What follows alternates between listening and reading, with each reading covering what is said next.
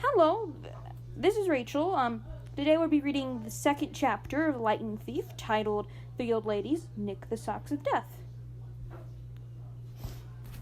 I was used to the occasional weird experience, but usually they were over quickly. This 24/7 hallucination was more than I could handle. For the rest of the school year, the entire campus seemed to be playing some kind of trick on me. The students acted as if they were completely and totally convinced that Miss Keir, a perky blonde woman who I've never seen in my life until she got on her school bus at the end of the field trip, had been our pre-algebra teacher since Christmas. Every so often, I would spring a Miss Dot's reference on somebody just to see if I could trip them up. But they would stare at me like I was a psycho. It got so bad I almost believed them. Miss Dot's had never existed. Almost. But Grover couldn't fool me. When I mentioned the name Dots to him, he would hesitate, then claim she didn't exist, but I knew he was lying. Something was going on. Something had happened at the museum. I didn't have much time to think about it during the days. But at night, visions of Miss Dots with talons and leather rings would wake me up in a cold sweat. The freak weather continued, which didn't help my mood. One night, a thunderstorm blew out the windows of my dorm room. A few days later, the biggest tornado ever spotted in the Hudson Valley touched down, only 50 miles from the UNC Academy. One of the current events we studied in social studies class was the unusual number of small planes that gone down in sudden curls in the Atlantic that year. I started feeling cranky and irritable most of the time. My grades slipped from D's to F's. I got into more fights with Nancy Bothet and her friends. I was sent out into the hallway in almost every class. Finally, when our English teacher, Mr. Nicole, asked me for the 20th time why I was too lazy to study for spelling tests, I snapped. I called him an old snot. I wasn't even sure what it meant, but it sounded good. The headmaster sent my mom a letter the following week, making it official would not be invited back next year to UNC Academy. Fine, I told myself, just fine. I was homesick. I wanted to be with my mom in our little apartment on the Upper East Side, even if I had to go to public school and put up with my obnoxious stepfather and his stupid poker parties. And yet, there was things I'd miss at UNC. View the woods out my dorm window, the Hudson River in the distance, the small pine trees. I'd miss Grover, who'd been a good friend, even if he was a little strange. I worried how he'd survive next year without me. I'd miss Latin class, too.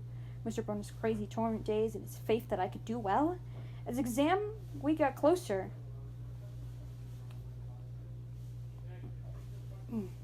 Latin was the only test I studied for. I hadn't forgotten what Mr. Brunner had told me about the subject being life and death for me. I wasn't sure why, but I started to believe him. The evening before my final, I got frustrated, so I threw the Cambridge Guide to Greek Mythology across my dorm room. Words had started swimming off the page, circling my head. The letters doing 180s, as if they were riding skateboards. There was no way I was going to remember the difference between Cryon, Karen, or Polydeuces, and crunching those Latin verbs. Forget it. I paced the room, feeling like ants were crawling around inside my shirt. I remembered Mr. Brunner's serious expression, his 1,000-year-old eyes. I will accept only the best from you, Percy Jackson. I took a deep breath. I picked up the mythology book. I'd never asked a teacher for help before. Maybe if I talked to Mr. Brunner, he would give me some pointers. At least I could apologize for the big F as a bad score on his exam. I didn't want to leave UNC Academy with him thinking I hadn't tried. I walked downstairs to the fertility offices. Most of them were dark and empty, but Mr. Brunner's door was ajar, light from his window stretching across the hallway floor. I was 3 steps from the door handle when I heard voices inside the office. Mr. Brunner asked a question. Voice that was definitely Grover said, "Worried about Percy, sir?" I froze. I'm not usually an eavesdropper, but I dare you to try not to listen if you hear your best friend talking about you to an adult. I edged closer. Well, this summer, Grover was saying. I mean, I kind of want in the school. Now that we know for sure, and they know too, we would only make matters worse by rushing him, Mr. Brunner said. We needed the boy to mature more, but he may not have time. The summer solstice deadline will have to be resolved without him. Grover, let him enjoy his ignorance while he still can. Sir, he saw her. His imagination, Mr. Brunner stated. The mist over the students and staff will be enough to convince him of that. Sir, I can't feel my duties again. Grover's voice was choked with emotion. You know what that would mean. You haven't failed, Grover, Mr. Brunner said kindly. I should have seen her for what she was. Now let's just worry about keeping Percy alive until next fall. The Mistology book dropped out of my hand and hit the floor with a thud. Mr. Brunner went silent, my heart hammering. I picked up the book and backed down the hall. A shadow slid across the lighted glass of Brunner's office door. The shadow of something much taller than my wheelchair-bound teacher, holding something that looked suspiciously like an archer's bow. I opened the nearest door and slipped inside. A few seconds later, I heard a slow clip-clop like muffled wood blocks, then a sound like an animal snuffling right outside my door. A large, dark-shaped paused in front of the glass, then moved on. A bead of sweat trickled down my neck. Something in the hallway. Mr. Brunner spoke. Nothing, he murmured. My nerves haven't been right since the solstice. Mine either, Grover said. But I could have sworn. Go back to the dorm, Mr. Brunner told him. You've got a long day of exams tomorrow. Don't remind me. The lights went out in Mr. Brunner's office. I waited in the dark for what seemed like forever.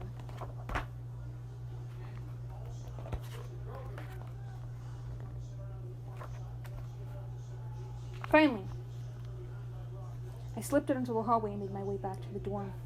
Grover was laying on his bed, studying his Latin exam notes like he'd been there all night. Hey, he said, blurry-eyed. You gonna be ready for this test? I didn't answer. You look awful, he frowned. Is everything okay? Just tired. I turned so he could read my expression and started getting ready for bed. I didn't understand what I heard downstairs. I wanted to believe I imagined the whole thing. But one thing was clear. Grover and Mr. Brunner were talking about me behind my back. They thought I was in some kind of danger?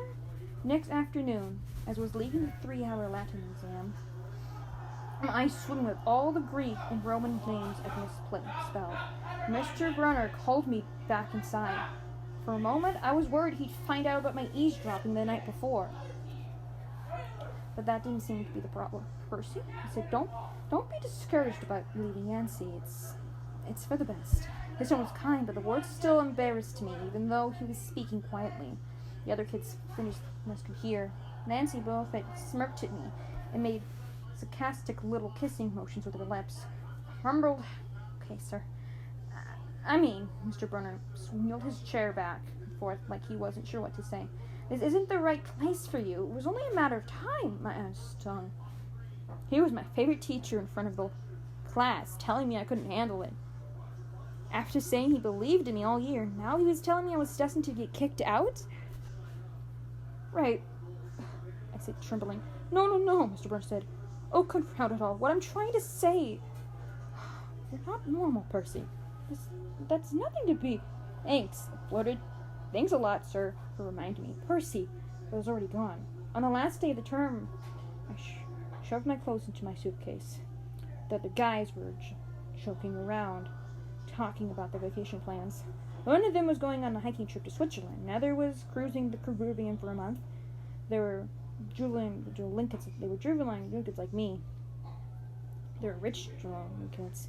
Their daddies were executives or ambassadors or celebrities. I was a nobody from a family of nobodies.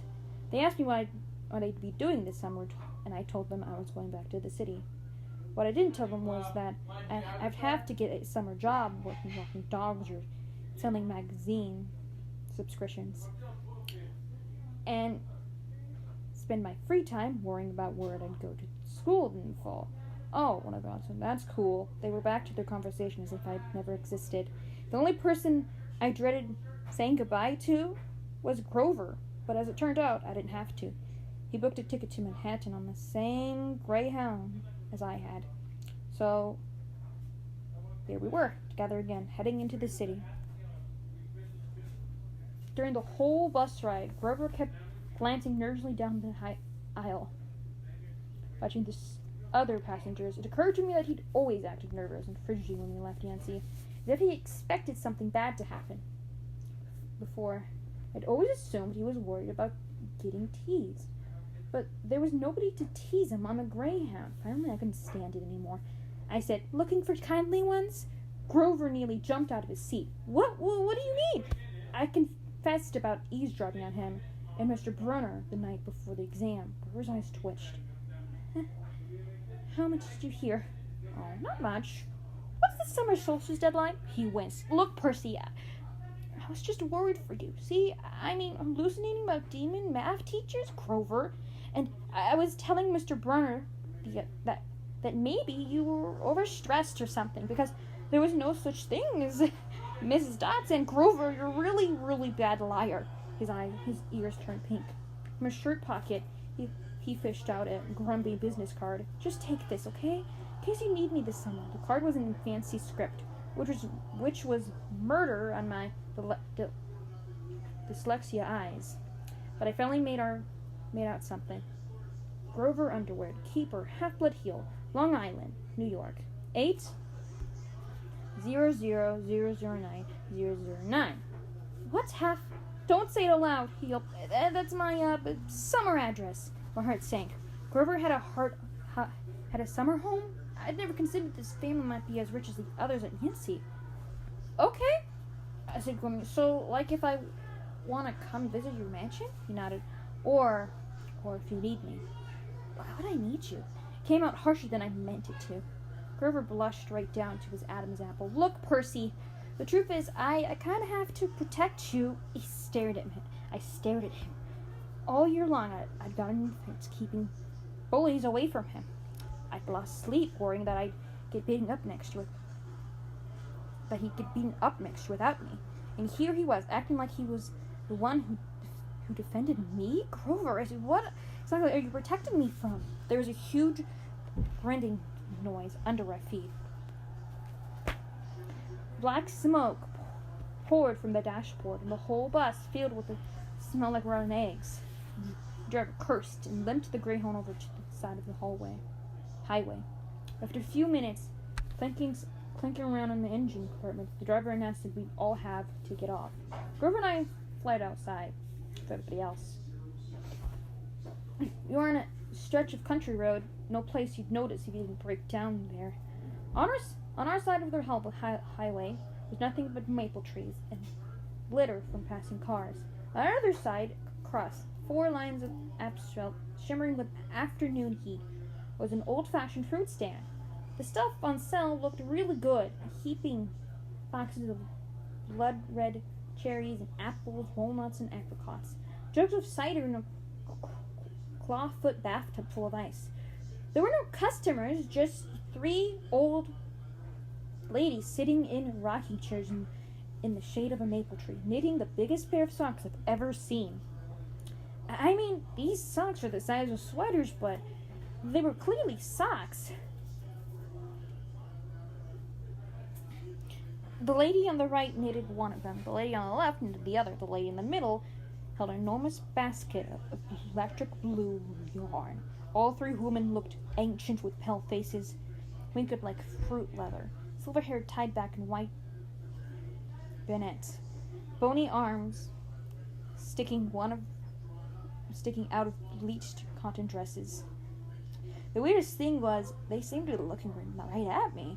I looked over at Grover to say something, but at this and saw that the blood had drained from his face. His nose was twitching. Grover, I said, "Hey, man, tell me they're not looking at you." "They are, aren't they?" Yeah, weird, huh? You think those socks would fit me? Not funny, Percy. Not funny at all. The old lady in the middle took out a large pair of scissors, gold and silver, long bladed like shears. I held Grover catch his breath. We're getting on the bus, he told me. Come on. What? I said, it's 1,000 degrees in there. Come on. He tried to open the door and climbed inside, but I stayed back. Across the road, the old ladies were still watching me. The middle one cut the yarn, and I swear I could hear the snip across 4 lanes of traffic. Our 2 friends bottled up the electric blue socks, leaving me wondering who they could possibly be for. Sasquatch or Godzilla? At the rear of the bus, the driver wedged a big chunk of smoking metal out of the engine compartment. The bus shuddered. An engine rolled back to life. The passengers cheered. Darn right, yelled the driver. He slapped the bus with his hat. Everybody come on board. Once we got going, I started feeling feverish, as if I'd caught the flu. Grover didn't look much better. He was shivering, and his teeth were chattering. Grover? Yeah? What are you not telling me? He dabbed his forehead with his shirt sleeve. Percy, what did you see back at the fruit stand?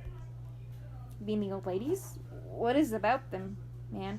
They're not like Miss Dots, are they? His expression was hard to read, but I got the feeling that the fruit ladies were something much worse than Mrs. Dots. He said, just tell me what you saw. The middle one took out her scissors and she cut the yarn. He closed his eyes and made a gesture with his fingers. It might have been crossing himself, but it wasn't. It was something else. Something almost older. I said, you saw her snip the cord? Yeah, so, but even as I said it, I knew it was a big deal. This is not happening, Grover mumbled. He started chewing at his shirt. I don't want this to be like the last time. What last time? Always 6th grade. They never get back 6s. Grover, I said, because he was really starting to scare me. Whoa, what are you talking about? Let me walk you home from the bus station. Promise me. This seemed like a strange request to me, but I promised he could. Is this like superstition or something? I asked. No answer. Grover, that snipping of the yarn, does that mean something? Is somebody going to die? He looked at me mournfully, like he was already picking the kind of flowers I'd like on my coffin. End of chapter 2.